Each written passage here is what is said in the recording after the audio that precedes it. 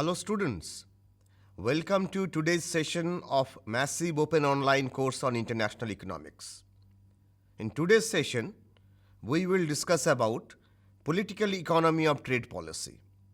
This is module number 30.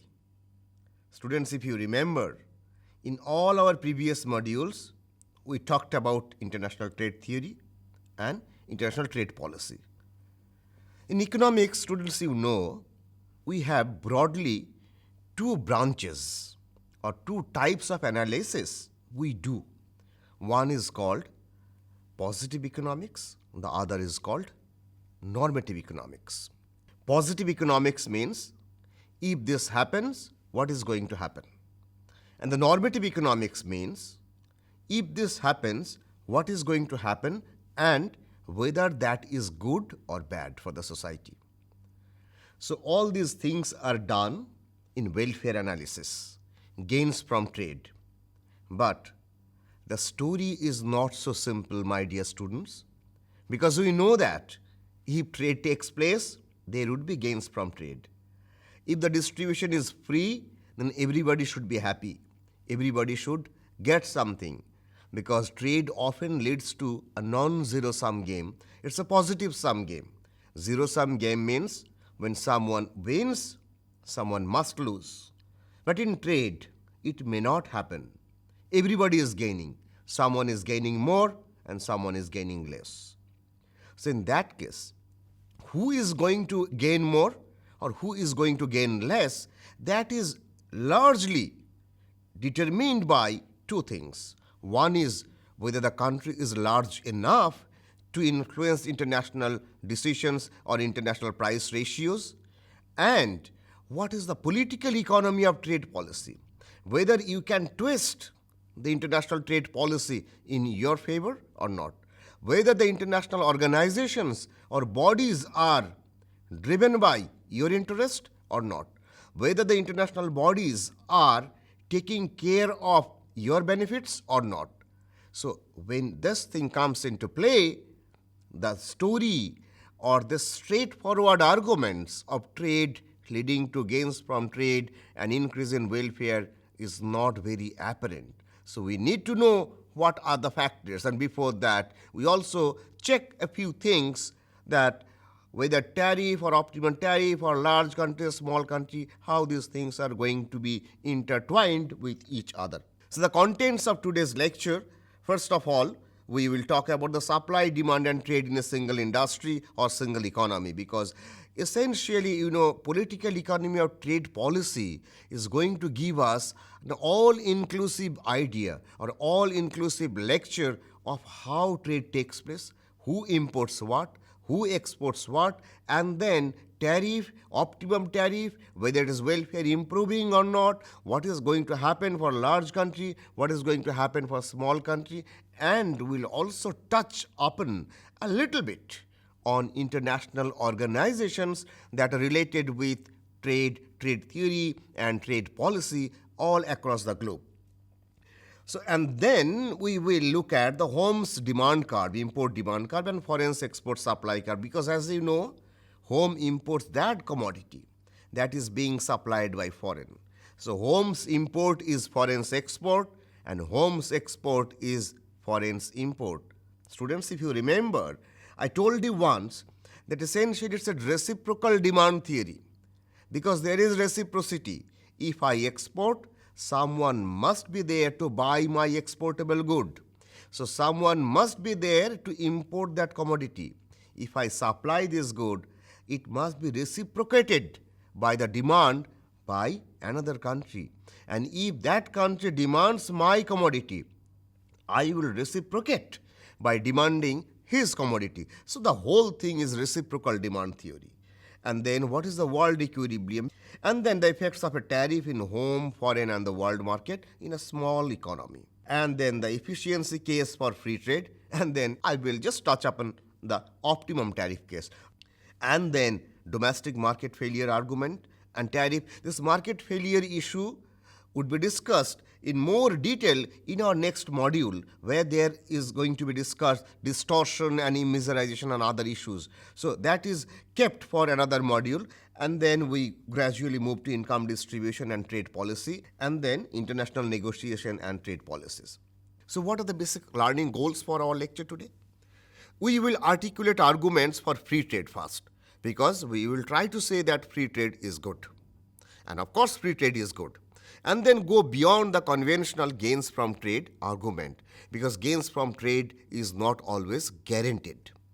And then evaluate the national welfare arguments against free trade. And then we will try to relate the theory and evidence behind the political economy. Political economy means, economic decisions, economic outcome are often tangentially or directly determined or influenced by the political aspirations or the democratic setup, whether the country is socialist country, whether the capitalist country, that largely determines what is going to happen to the welfare of the economy. And then we explain how international negotiations and agreements have promoted world trade, because world is a kind of global village. So this globalization era means everybody is dependent on each other. Now how, in spite of being dependent, how you can extract maximum welfare from the global trade, that we also need to ensure. And discuss the special issues raised by preferential trade agreements. This preferential trade agreements means, you have heard of these words, that free trade area, customs union, trade diversion, trade creation. I will explain very briefly all these concepts. Now let us very quickly go into the details of this thing, but I know that you have very clear idea about it. Let us suppose that there are two countries. One is home, the other is foreign. And both these countries consume and produce a good X. And there is zero cost of production, because zero cost of production is a very standard assumption, because if you add this positive transportation cost, it is not going to influence the basic analysis or basic spirit of international trade theory or policy much. So for brevity, we can assume that the trade can be done costlessly, or the transportation is not required. If it is required, it is freely done between these two countries. And in each country, X is a simple competitive industry. The market is perfectly competitive one, where the supply and demand curves are functions of only the market price. So if the price goes up, demand goes down. If the price goes up, supply goes up. Trade will arise in such a market if prices are different in the absence of trade. The main reason behind trade is the price difference between two countries among goods. If prices are same, there is no point of trading these goods. There is no point of being engaged in trade, because I can produce this commodity at price say 50 and you can produce the commodity at price 50. Why should I buy this commodity from you? No, never. But yes, if I find that from you I can buy this commodity at a price say 40, and if I produce the commodity I have to incur cost rupees 50, then 40 is definitely less than 50, and it is better for me to buy from you. So that's the main driving force behind trade, and that happens, and that is still true. So to determine the world price or the quantity traded, it is helpful to define two curves. What are the two curves that you all know? Home import demand curve. So I'm trying to explain this phenomenon from home's perspective. So home import demand curve means home has excess demand. And if home has excess demand, someone has to supply that. Who is going to supply? Foreign must supply that good. So we will define these two curves, home's import demand curve and foreign's export supply curve. Now, which are derived from the underlying domestic supply and demand curve. So you'll get to know in a moment. Just hang on for a couple of seconds.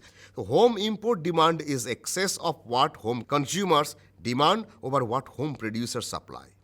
And similarly, rather I should say conversely, that the foreign export supply is the excess supply of what foreign producers supply over what foreign consumers demand. Now, let us try to look at the diagram. This is home imports demand curve. Look at the left panel of the diagram. On the vertical axis for both these diagrams, I have measured price, the commodity price, and the quantity is measured on the horizontal axis. And as I have mentioned that the commodity concerned is only X. I am not talking about any other commodity, because I need to check whether the X market clears or not, whether the equilibrium takes place for X market for foreign separately and both the home and foreign together.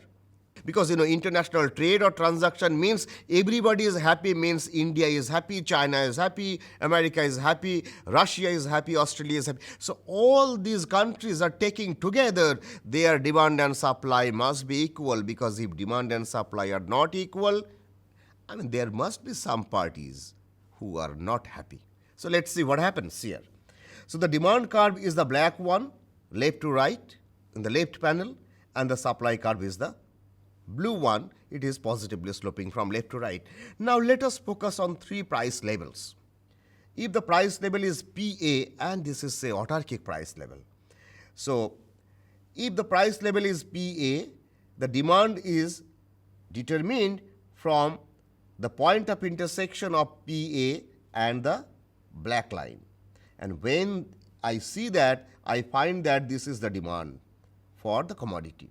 And if I look at the blue line and find the point of intersection between blue line and the price PA, interestingly, I see that both these points are same and identical. What does that imply? The implication is that domestic demand determined from the black line is equal to domestic supply determined from the blue line. Therefore, what I say, demand is equal to supply. So what I wanted to derive from this diagram, Holmes import demand curve. If domestic demand is equal to domestic supply, do I need to import? Definitely no. So at price PA, my import demand is domestic demand minus domestic supply, means 0.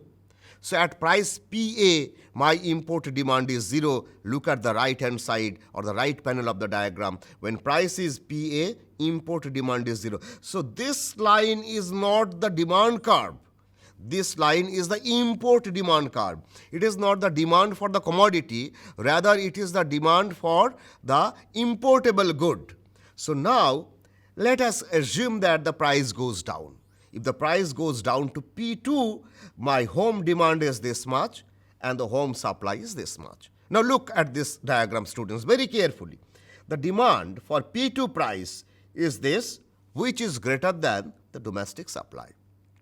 If that is the case, then this much, the demand is more than domestic supply, means I have excess demand. So home has excess demand now.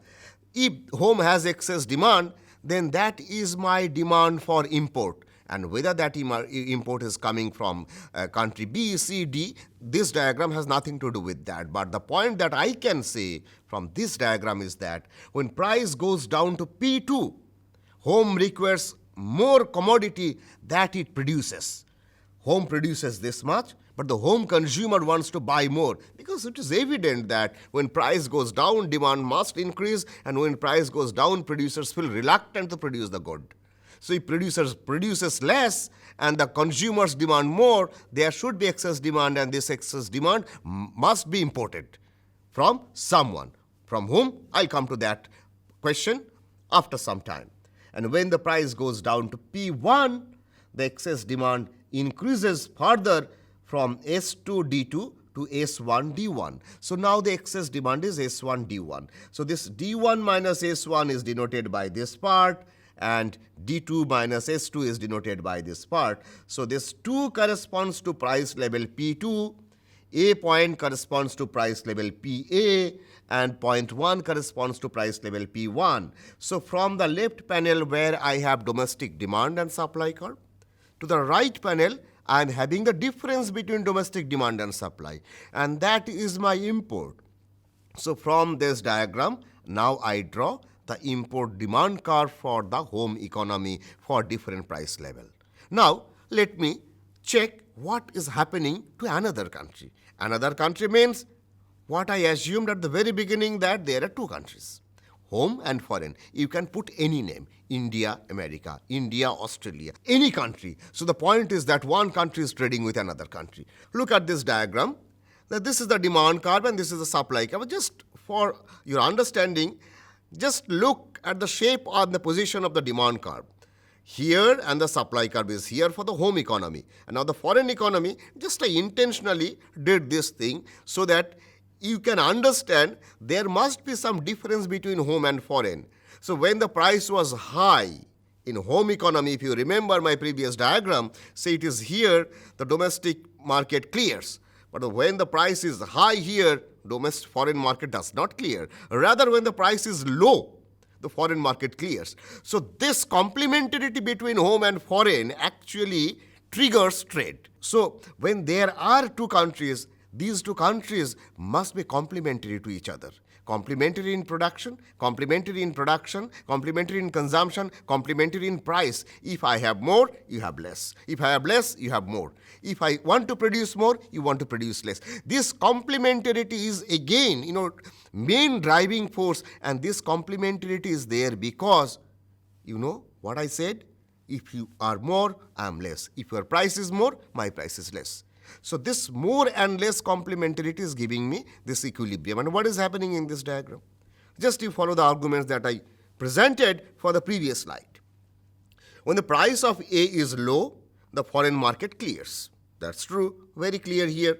When the price goes up to P1, if price goes up, then the natural reaction of the consumer is to demand less. And the natural reaction of the producer is to produce more. So if the producer produces more and the buyers demand less, then what happens?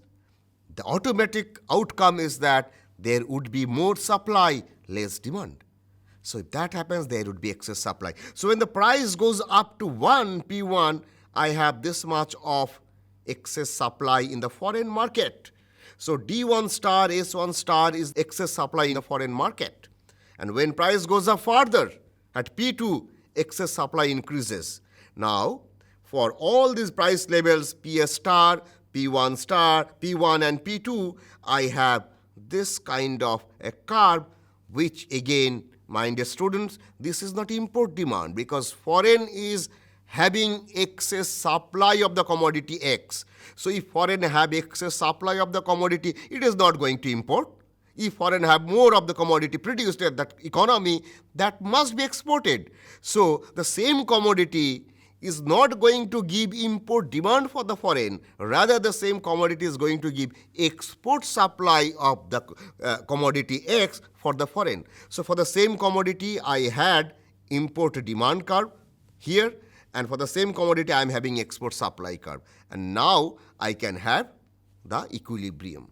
The equilibrium what? So this is the export supply curve that is coming from foreign, and this is the import demand curve for the home. So now, if we look that diagram was for the home economy, the second set of diagrams was for the foreign economy, and now in the third set of diagrams, I have both home and foreign together.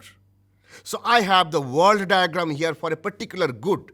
So I started with home, moved to foreign, and then I am having home plus foreign together and getting the equilibrium for the commodity X for the entire world together. That's trade. That's exchange of goods, X, between two countries, two trading nations. So what is that? Very quickly, let me go through the diagram and explain it.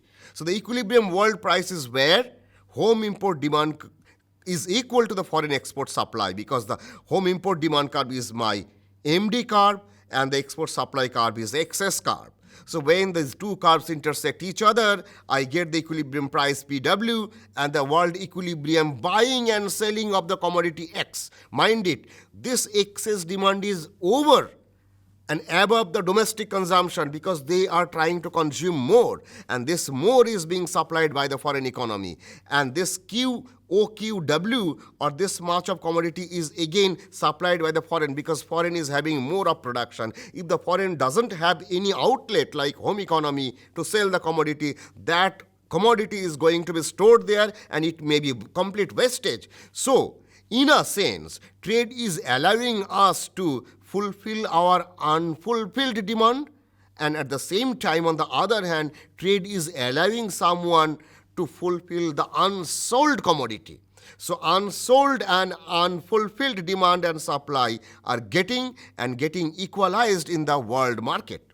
So at price PW, where the two curves intersect each other, world supply and world demand for the commodities are equal. In fact, if I draw a line from this diagram, I'll just show what is happening here. So the home demand minus home supply should be equal to the foreign supply minus foreign demand, because that has to be equal. Because home demand minus home supply is the extra demand or import demand, and this import demand should be equal to the extra supply or the export supply of the foreign economy. Now, if we just manipulate this equation a little bit, what I'm going to get is that home demand plus foreign demand is equal to home supply plus foreign supply. And home and foreign are the two parts of the world. So the bottom line is that the world demand is equal to the world supply. So when price is PW, entire world is happy because the demand and supply are equal. So the point is that, say, settled price is P1. So at P1 price, the foreign's demand is this much, foreign's excess supply is this much. And now at P1 price, the domestic demand for the foreign economy is this much and the supply is this. So exactly this much is being supplied by the foreign economy. So home demanded this much. Out of this total demand, home produced this much, and this much is coming from the foreign economy. So entire demand for the home is satisfied. And now in case of foreign demanded this much and foreign supplied this much. That could have been complete wastage if it is not supplied to the foreign economy. So when the foreign is able to supply this much to the home economy, foreign's demand and supply is also equal, because the supply curve is as if like shifting back here, and the demand supply is getting equalized, and this part is going to be exported to the foreign economy. Now we're all set to check what is going to happen if there is tariff. If tariff is in place, students, you look at the diagrams. In this diagram, I have three separate diagrams side by side. The left panel was home market, and the rightmost one the foreign market, and the middle one is the world market. So let us consider that the world price is PW. At PW price, what is happening? Means, this is a price. Forget about whether this is world price or domestic price. At PW price, what I see is that domestic market, the demand is this much, whereas the supply is this much. So this is the excess demand in the home market. At price PW, let us extend this line, extend this line, extend this line, extend this line. So if I extend this line at PW price, the foreign demand is this much and the foreign supply is this much. So this much is the excess supply and this much is the excess demand for the price level PW. So this price level PW allows foreign to supply this much as export and allows home to buy this much as import. So the import demand and supply functions are equated at point 1 at price PW. Now let us assume that this is a partial equilibrium analysis. Partial equilibrium analysis means I am focusing only on the commodity X. I am not talking of the commodity Y or Z if there is any. So if a tariff is imposed, home country is importing X. Now listen to me very carefully. Home country is importing X. Now a tariff is imposed on home country. So what is going to happen? Let me give you a numerical example. PW is 100. So the home economy is importing some commodity at price 100.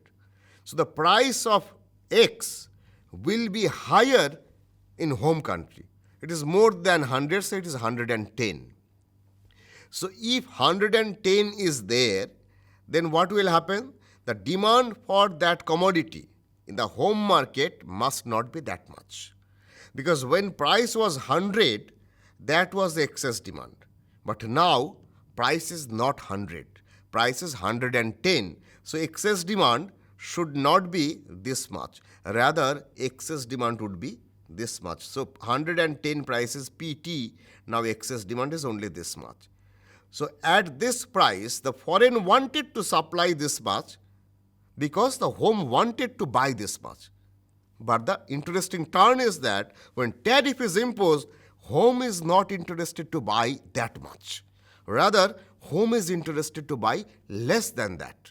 So foreign, even if it is willing to sell more, it cannot sell because there is no buyer. So when price is PT, the excess demand is this much, means import demand. So excess supply, even if there it is, For PT, excess supply should be this much, but that much of supply is not going to be purchased by the home, but home will purchase only this much. So this much is going to be supplied by the foreign if the price is not this. Rather, you draw a vertical line and check this is here. So foreign is going to supply this much if the price is this. So it is PT star. So what is happening? On PW, home is imposing tariff. So tariff inclusive price is increasing at home 110, but at the same time, the foreign, it is going down even below 100, even below PW. So in foreign market, the price is no longer PW, rather the price is PT star. So this is a case of large economy. So where one is, in one country the price is going up, in another country the price is going down. So that's the basic idea of tariff, and now it is going to have some welfare implication. So now that was the case of a large country. So what is going to happen in case of a small country? A very simple diagram. I'm again touching upon this diagram a little bit because, before tariff situation, this is the PPA and the production equilibrium is here. The consumption equilibrium is at point 1. The price ratio is this. Therefore, my trade triangle is this. So this country is small. Imposing a tariff cannot lower the foreign price of the good it imports, unlike the previous case. Now, the international price line will remain as it is. But since I am imposing tariff, my motive is to protect my import competing sector, then the tariff inclusive price of that commodity must be higher at home. So let's move to the second diagram, the right one. So this is the original price. This is the original price. That was, say, the domestic price. But now, and that was, say, the original equilibrium international price as well. But now, since tariff is imposed on a commodity which is importable, right? So if that is the case, mind it, in my previous diagram that was partial equilibrium. When I am drawing PPF, it is no longer a partial equilibrium because PPF means you are having both the goods together. In this diagram, students, if you remember, if you look at this diagram very carefully, I have both the goods here, X and Y. So it is not a single good economy now, single good diagram. So here tariff is imposed on the commodity, say Y. So if that is the case, then the tariff inclusive price of the commodity in the domestic market is going to be higher. If it is higher, the price ratio is going to be a relatively flat one, like this one. So PD plus T. T is the tariff rate. Now when it is this, the production equilibrium moves from this point to this point, but still you can buy the commodity from the international market and you can pay tariff, or you have to pay tariff. But if you want to value your production or consumption at the international level, because that's the original level without any distortion. So whether you are really good or bad, that need to be assessed at the international price level. And the international price level is, as you know, this is the black line, here the black line. So how we can compare between these two things? Let me draw a line parallel to the black one, but passing through the new production equilibrium point, and your equilibrium level of welfare is going down from 1 to 2. So it is less, and here it is your trade triangle. So for a small country, what is happening? A tariff imposition is leading to welfare loss. This is called immeasurization. Students, we will discuss much about immeasurization in the next module. So here the welfare is going down for a small country. So the bottom line here is that for a small country it is not wise to restrict trade. Rather, it should go for a free trade kind of situation.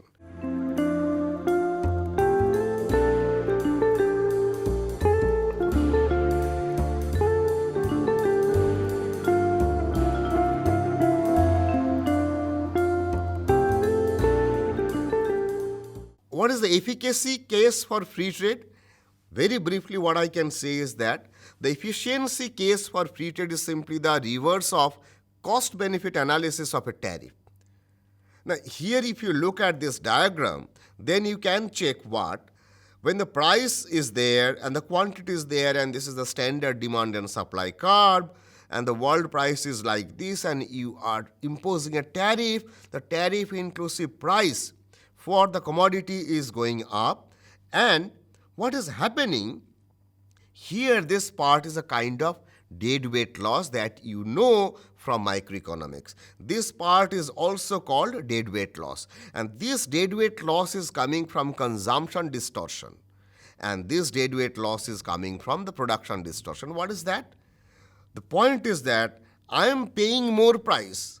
In spite of that, I am consuming less. This is not desirable because I am paying more, so I should consume more. So this is not actually happening here. So you're consuming less. So this distortion is done by the tariff. And your price is higher and you are producing more, but you are not supposed to produce more. You are producing more because of tariff. You are forcefully producing more of output. So that is not the natural outcome. Someone forced you to produce more because of tariff. So this is again a kind of distortion. These two distortions may often lead to a loss in welfare. So if I find that a tariff may lead to an increase or decrease in terms of trade, or it may restrict the volume of trade, it may often lead to production of that commodity that I cannot produce. So all these trade-offs are taking place. So for a large country, I must try to look for a kind of tariff which is optimum. Optimum means where the national welfare is maximum. So what is that? So there is an optimum tariff T0. So T0 price or T0 tariff rate is which the marginal gain from improved terms of trade just equals the marginal efficiency loss from production and consumption distortion. And in this diagram at point 1 on the curve, the corresponding to tariff rate T0, national welfare is maximized. So tariff rate T0 that maximizes national welfare is the optimum tariff. An optimum tariff for a small country, as I said, for a small country, if tariff is imposed, the welfare goes down. If that happens, for a small country, optimum tariff is definitely 0. Now here one side comment is that whether optimum tariff is greater or revenue maximizing tariff is greater. So without looking into any analysis, any mathematics, any diagram, I can say that tariff revenue maximizing tariff rate is greater. Why? Because for a small country, optimum tariff is 0. But if the small country imposes a tariff, some amount of revenue must be there. So optimum tariff is 0 for a small country, revenue maximizing tariff is positive. So if there is one single answer, that has to be that the tariff revenue maximizing tariff rate must be greater than the optimum tariff rate. And again, some other issues that I raised at the very beginning, that the issue is income distribution and the trade policy. Income distribution, let me just try to look at this thing very briefly. Now, in this diagram, all the decisions regarding tariff or quota are essentially determined by or taken by the political leaders. And political leaders in a democratic setup, they look for vote. So, if say I'm unskilled labor, and then if I say that if tariff is imposed on unskilled intensive good, then that unskilled intensive good must be beneficial for me. But if it is for skill intensive good, so I am going to oppose that thing. So a political leader must try to look for that median person or the middle voter. Middle voter means, if I go to the right of that middle voter, means that if I go for that, I should try to reduce the tariff rate for the skilled good, and if I go to the left of that thing, I should try to go for reducing the tariff rate for the skilled labor or unskilled labor. So this is called median voter theorem, students. I am not pushing you to go for much for it, but it is very interesting. So if someone feels interested, you can Google it or you can check any book. So, and at the end of the day, all these decisions are taken by and governed by two institutions, mainly GATT and WTO, and they have created a lot of issues, customs union, free trade areas. These are some pertinent issues that one may try to look at, but I want to mention only two things. One is that two kind of preferential trade agreements are allowed under the GATT. One is custom unions, in which the members of the agreement set up common external tariffs or free trade areas in which members do not charge tariffs on each other's product but set their own tariff rates against the outside world. So outside this customs union, no one can go for free trade, but within this free trade area, all those countries can go for this thing. If joining such an agreement leads to, this is very important, to replacement of high-cost domestic production by imports from other members of the agreement, this is called trade creation. Means, so domestic high-cost production is being replaced by cheaper import, means I am creating trade. But if it happens that it leads to replacement of low-cost import from outside, because now you cannot freely import the commodity from outside because you have constructed the free trade area.